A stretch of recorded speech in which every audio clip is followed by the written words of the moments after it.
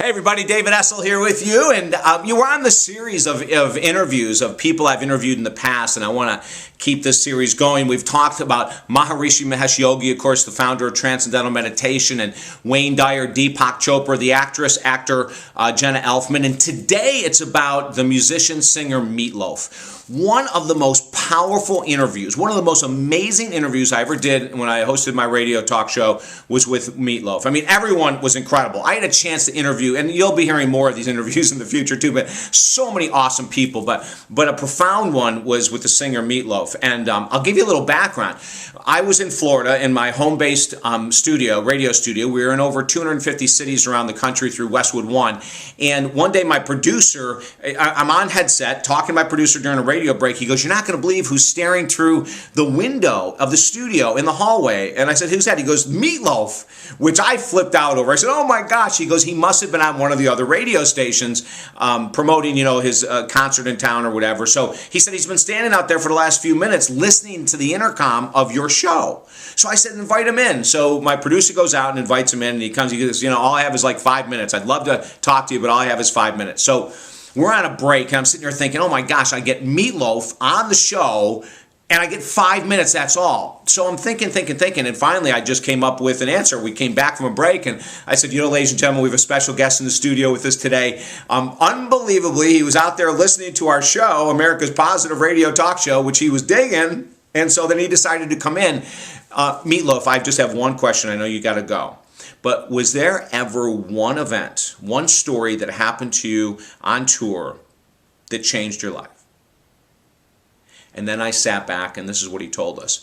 He said, a number of years ago, they were doing a record signing. He was doing an autograph signing, and they had this thing set up in a record store. And he goes, the line was around the store multiple times. And he was only supposed to be there for a certain period of time. I think it was a 2-hour period of time to sign autographs. But as he looked at the line, he kept saying to his manager at that time, I'm just going to stay and keep signing. I'm going to keep signing. And he signed and signed and signed. He went way over the amount of time that he was supposed to be there.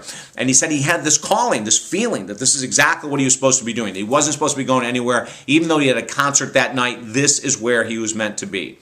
So finally, hours later, as the line starts to dwindle, he's looking at the door and he sees the very last couple standing there on the doorway, and he knows that he's just about done. But he notices something interesting, is that the guy's holding the girl and her head is against his chest, and she's crying. And so he doesn't know anything more, and he's signing away, and finally they come up to the table. And he says, really want to thank you for staying this long, Meatloaf, and waiting so that we could get a chance to come up to you. And my girlfriend, who you see I'm holding right now, isn't able to speak to you, but I needed to come and share her story. And he goes on to share the story about how just a few weeks before, she had gone into a hotel room, and I believe it was not far from the record store that he was doing the signings, and had rented a room for the weekend, and went up and closed the blind and turned the music up as loud as she could. And she was in the hotel room by herself, and she pulls a gun out of her purse and puts it in her mouth. And just before she's about to pull the trigger, Meatloaf's song, "Heaven Can Wait," comes on the radio. "Heaven Can Wait" blasts through the speaker. And as she has the gun in her mouth and she's listening to the words of the song, "Heaven Can Wait," she pulls the gun out, puts it down, and gets help. And he said, I don't know if you realize the power of your music, but we know that that was a divine intervention. And we know that had your song not come on at the exact time it did, with the exact words that it did, that my girlfriend would not be here today. And, Meatloaf said, I was so incredibly touched, David, that he said, I started to even look at my gifts from a different light, knowing that lots of times, of course, musicians and rock stars and all that's talked about is all the stuff that they do wrong, and the drugs and the alcohol and the sex and all that kind of stuff. And, he said, David, it touched me at such a deep soul level that I go out now performing my songs with a whole new energy, a whole new sense of gratitude for the gifts that I've been given to do this work and to potentially teach people and talk and to touch people at the level I can. And he said, I also know that everyone has gifts. Everyone has something special that they can share to make a difference in this world. A powerful story.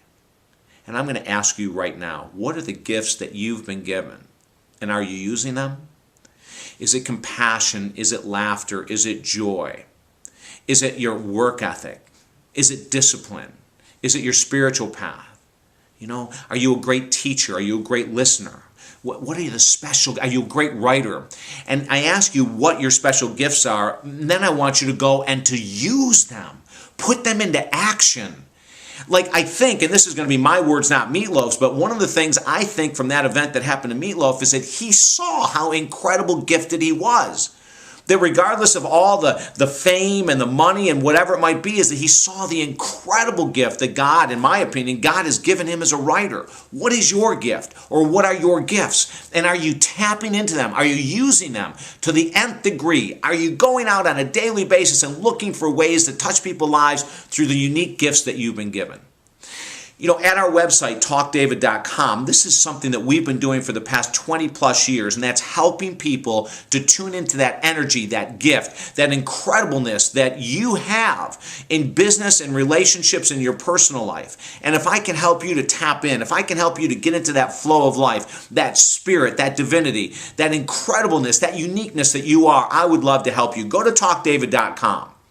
And I hope that you'll enjoy these stories that we're sharing with you. So many incredible people I've had a chance to meet that I am in awe of.